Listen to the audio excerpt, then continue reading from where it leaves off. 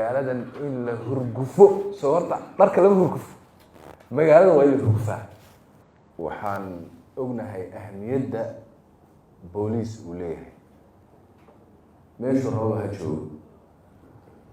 Hay-adan waxay udub dhaxaad u tahay bulshooyinka casriga ee adduunka ku nool noloshooda qaybaheeda kala duwan oo dhan ayay halbowle ama udub dhaxaad u yihiin. meel kasta oo hay-ad dowladeed ay ka shaqayso waxay links la leedahay toos ah ciidanka booliska Soomaaliyeed.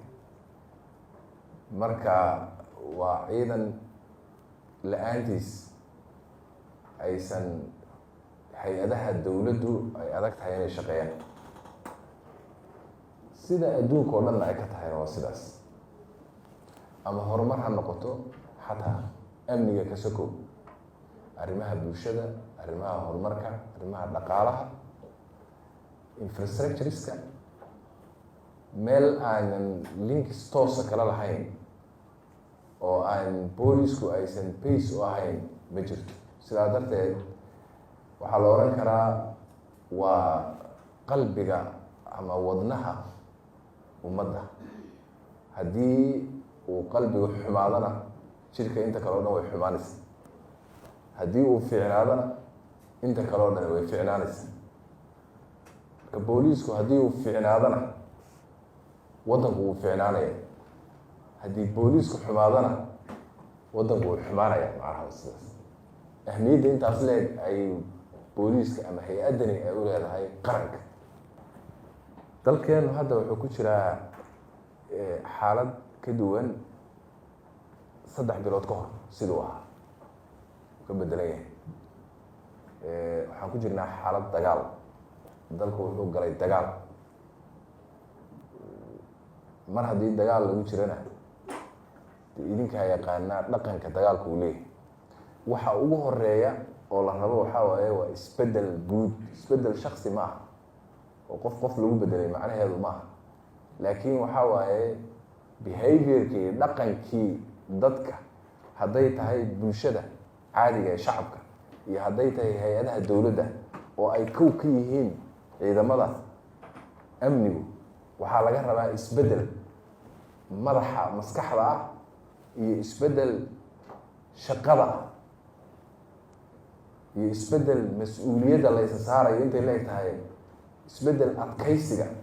kulli isbedel baa la rabaa oo dabiic dacal ah ayaa la rabaa. saacadaha la shaqayn jiray sidii way ka ma noqon karaan.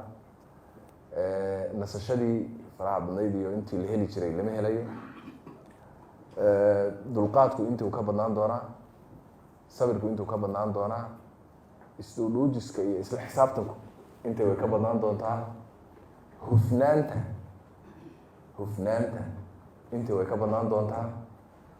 marka sideedaba waxaan rabnaa isbedel rasmi ah. shacabku inuu ku qanco isbedelka sidii loo dhaqmi jiray si aan ahayn in loo dhaqmo. marka hay-adaha dowladda oo dhan ama shibir ha ahaadaano ama kuwo kale ha ahaadaan waxaa la rabaa isbedel guud ayaa laga rabaa dhammaanteen. ciidamada boolisku ama hay-adda runtii aadka u weyn ee sharafta leh waxaan ka rabnaa isbedelkaas inuu si xoog looga muuqdo. dagaal baan ku jirnaa. cadow aada muddo dheer isa soo hayseen laakiin laga yaabo marar fara badan in laysu ilbalacleynayay laga yaaba oo aan fooda la isgelin runtii. marka difaacaas aan ku jirnay iyo isu ilbalacleyntii waa ka baxnay. waxaan ka baxnay oo kale oon soconayn noocii neutralka ahaa ee shacabka iyo dowladdu hay-adaheeda kale ay ku socdeen oo ah dagaalka inay ku jiraan keliya ciidamada keliya ama booliis ha ahaadaan ama military ha ahaadaan ama qaybaha kala duwan ama mas-uud ha ahaadaan keligood inay dagaal ku jiraan, laakiin wasiiradu inaysan ku jirin, agaasimayaasha ku jirin, dowladdu ku jirin oo inta la galo. taas waxaan rabnaa inay bedelanto total. wayna bedelantay xukuumadda wada ogtii. oo xukuumaddu ayagaa dagaalka safka hore ku jira.